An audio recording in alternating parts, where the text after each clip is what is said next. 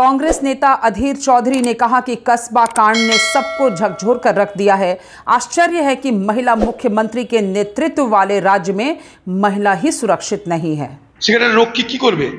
সে দুবেলা তার সংসার চালানোর জন্য রক্ষীর কাজ করছে, নিরাপত্তা রক্ষীর কাজ করছে। তারা গরিব মানুষ, তারা অসহায় মানুষ।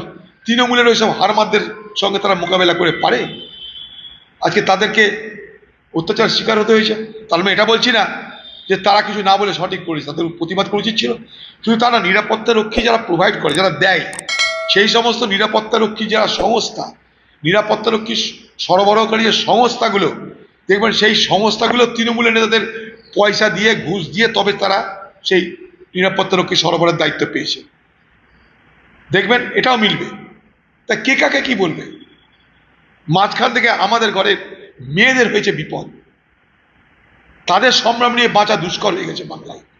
বাংলায় মুখ্যমন্ত্রী মমতা ব্যানার্জির নেতৃত্বে বাংলার মা বোনদের তাদের ইজ্জত নিয়ে, সম্ভ্রম নিয়ে, মর্যাদা নিয়ে বাঁচা আজকে সব থেকে বড় দুষ্কর, কঠিন কাজ হয়ে দাঁড়িয়েছে।